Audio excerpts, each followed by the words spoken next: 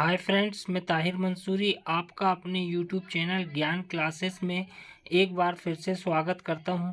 आज हम अपनी सीरीज को आगे बढ़ाते हुए कक्षा 12वीं विषय लेखा शास्त्र की इकाई 2 जो साझेदारी फर्मों के लिए लेखांकन के मूल तत्व है उसके सवालों को हल करा रहे हैं। तो प्रैक्टिकल क्रमांक 16 जो कि मुझे कमेंट बॉक्स में पूछा गया है कि सर कृपया कर प्रैक्टिकल 16 को हल कराएं, तो हम उस सवाल को लेकर आए हैं। तो प्रश्न है, राखी और शिखा क्रमशः 2 लाख और 3 लाख की पूंजी लगाकर साझेदार बनती हैं। वर्ष की समाप्ति 2017-18 पर लाभ 23,200 रुपये है। उनके साझेदारी समझौते के अनुसार उनके लाभ का बंटवारा पूंजी के अनुपात में करें, परंतु इससे पहले शिखा को 5,000 रुपये प्रति माह का वेतन तथा साझेदार की पूंजी पर 10% वार्षिक की दर से ब्याज दें। वर्ष के दौरान राखी ने 7,000 रुपये और शिखा ने 10,000 रुपये पूंजी आहरित किए हैं। आपसे अपेक्षा की जाती कि आप लाभ-हानि नियोजन खाता तथा साझेदार का पूंजी खाता तैयार करें। तो हम देखते हैं इस सवाल को कैसे हल करेंगे। तो हल कराने से पहले मैं आप लोगों को ये बताना चाहूँगा कि इससे पहले हमने इस चैप्टर के और इससे पहले वाले चैप्टर जो कि प्राप्ति अलाभकारी संगठन है उसके भी प्रश्नों को हल कराया है। तो जिस किसी ने भी उन वीडियो को नहीं देखा है तो वो कृपया कर हमारे चैनल को सब्सक्राइब कर अपने पार्ट को आगे बढ़ा सकते हैं। तो आइए शुरू करते हैं अपने वीडियो को।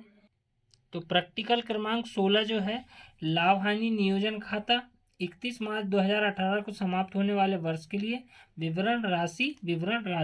तो इसमें सबसे पहले जो हमें दिया गया है वो शुद्ध लाभ दिया है। शुद्ध लाभ जो है वो 23,200 रुपये दिया गया है।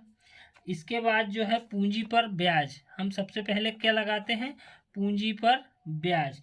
तो पूंजी पर ब्याज जो है राखी की जो पूंजी है वो कितनी है, 2 लाख रुपए। तो 2 लाख रुपए का 10%, तो यहाँ पर 10% निकालेंगे तो आएगा 20,000 रुपये। उसके बाद शिखा की जो पूंजी है वो है 3 लाख रुपए। 3 लाख का आएगा 10%, तो आएगा 30,000 रुपये। इसके बाद जो वेतन दिया गया है, वेतन के लिए बोला है कि वेतन इसमें बोला गया है शिखा को 5,000 रुपये प्रति माह का वेतन दिया जाता प्रति माह। तो यहाँ पर वेतन लिखकर शिखा का नाम लिखेंगे और 5,000 रुपये प्रति माह, मतलब एक माह का 5,000, तो 12 माह का कितना, 12 पंचे 60, तो यहाँ पर 60,000 रुपये शिखा का वेतन आएगा। इसके बाद प्रश्न में कोई और एंट्री नहीं है, तो हम दोनों तरफ का योग देखेंगे कि किस पक्ष का योग ज़्यादा दिख रहा है। तो यहाँ पर इस पक्ष का योग जो कि डेबिट पक्ष है उसका योग ज़्यादा आ रहा है। तो 50 और 60 1,10,000, तो इस पक्ष का जो योग आ रहा है वो 1,10,000 आ रहा है, और इस पक्ष का जो योग आ रहा है वो 23,200 रुपये हम घटा देंगे। तो 23,200 रुपये घटाएंगे तो हमारा जो योग है, तो यहाँ पर 23,200 रुपये घटाने के बाद जो आएगा वो शुद्ध हानि आएगी। हानि जो कि साझेदारों के पूंजी खाते में हस्तांतरित की जाएगी, साझेदार के पूंजी खाते में हस्तांतरित करने पर ऐसा लिखा जाएगा। तो यहाँ पर हम घटाएंगे तो आएगा 86,200 रुपये। 86,200 जो है वो हानि आई है, और हानि को प्रश्न में कहा गया है कि लाभ पूंजी के अनुपात में बांटा जाए। इसमें जो प्रश्न दिया गया है कि लाभ का जो बंटवारा होगा या हानि का जो बंटवारा होगा वो पूंजी के अनुपात में करें। तो यहाँ पर पूंजी का जो अनुपात है वो निकालना पड़ेगा। तो राखी की जो पूंजी है, इसे हम रफ में करके बताएंगे। तो राखी की जो पूंजी है और शिखा की जो पूंजी, राखी की पूंजी 2 लाख रुपए है और शिखा की पूंजी 3 लाख रुपए है। तो कितने कितने शून्य दोनों के कट रहे हैं, तो 5-5 शून्य दोनों के कट जा रहे हैं। इसके बाद ये कोई पहाड़े से नहीं कट रहा है, तो जो राखी का अनुपात होगा वो 2 होगा और शिखा का जो अनुपात होगा 3 होगा। अब इस प्रकार से जो 86,200 रुपये जो लाभ हुआ है, 86,200 रुपये का लाभ 3 और 2 5 का भाग देकर निकाला जाएगा, एक भाग की कीमत। तो यहाँ पर हम काटेंगे, तो इसका जो अनुपात आएगा 5 एकम 5 बचा 3 उठाएंगे 6 15 7 35 बचा 1 उठाएंगे 2 5 दूनी 10 बचा 2 उठाएंगे 0 5 चौ 20 240 17,240 रुपये आएगा। सॉरी, इसमें जो हमारा योग आ रहा है 1,10,000 में से 23,200 घटाने के बाद 86,800 रुपये आएगा। 86,800 में हम 5 का भाग देंगे, तो यहाँ पर हम काटेंगे फिर से 5 एकम 5 बचा 3 उठाएंगे 6 15 7 35 बचा 1 उठाएंगे 8 5 दिया 15 बचा 3 उठाएंगे 0 5 छक्का 30, तो 17,360 रुपये का एक भाग। तो 2 भाग राखी का है और 3 भाग शिखा का है। तो यहाँ पर हम सवाल की तरफ चलते हैं।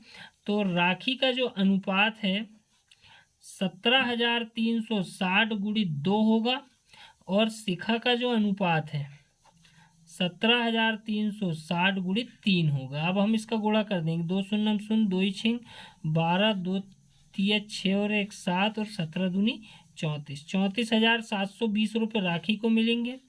3 शून्य 0 3 छिंग 18 3 तिया 9 और 1 10 3 7 21 और 1 22 3 एकम 3 और 2 5 52,080 रुपये जो है इसका योग आएगा। इस प्रकार से दोनों पक्षों का जो योग होगा वो बिल्कुल आमने सामने 1,10,000 और 1,10,000 रुपये होगा। इसके बाद प्रश्न में हमें पूंजी खाता पूछा गया है। तो पूंजी जो है हमारी क्रेडिट पक्ष में आती है, जो साझेदार द्वारा जो पुरानी पूंजी रहती है शेष लाया गया। तो राखी की जो पूंजी है वो 2 लाख रुपए है और उस शिखा की जो पूंजी है वो 3 लाख रुपए है। इसके बाद वेतन केवल शिखा को मिला है 60,000 रुपये, तो राखी में डैश मार देंगे और 60,000 रुपये इधर लिख देंगे। उसके बाद जो है हानि हुई, हानि क्रेडिट पक्ष में हुई है यहाँ पर, तो वो क्रॉस होकर डेबिट पक्ष की ओर आ जाती है। तो यहाँ पर हानि लिखेंगे जो कि हुई है राखी को 34,720 रुपये और शिखा को जो हुई है 52,080 रुपये की हानि हुई है। तो इसका योग लगाएंगे। इसके बाद इसमें कोई और अन्य एंट्री नहीं है। इसके बाद एक एंट्री और होगी, वर्ष के दौरान राखी ने 7,000 तथा शिखा ने 10,000 रुपये आहरित किए हैं। तो आहरण की प्रविष्टि इसमें होती है।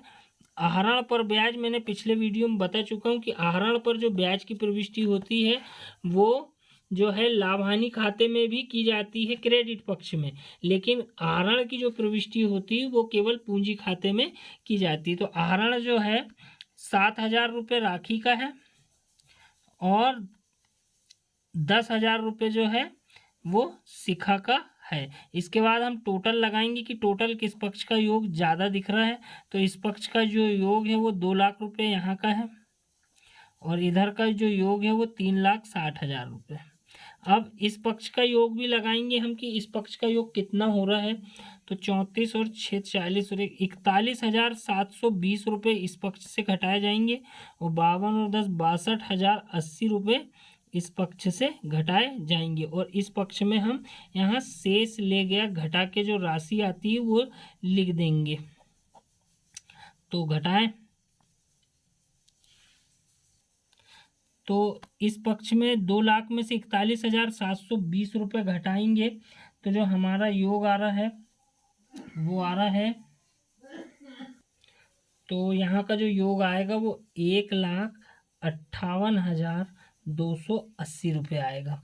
और इस पक्ष का योग 3,60,000 में से 62,080 रुपये घटाएंगे तो इधर का जो योग आएगा वो आएगा 2,97,920। इस प्रकार से दोनों पक्षों का जो योग आ जाएगा वो इधर का 2 लाख आएगा और इधर का 3,00,000 रुपये, 3,60,000 रुपये आएगा। इसके बाद हम मिलते हैं अगले वीडियो में, तब तक के लिए धन्यवाद।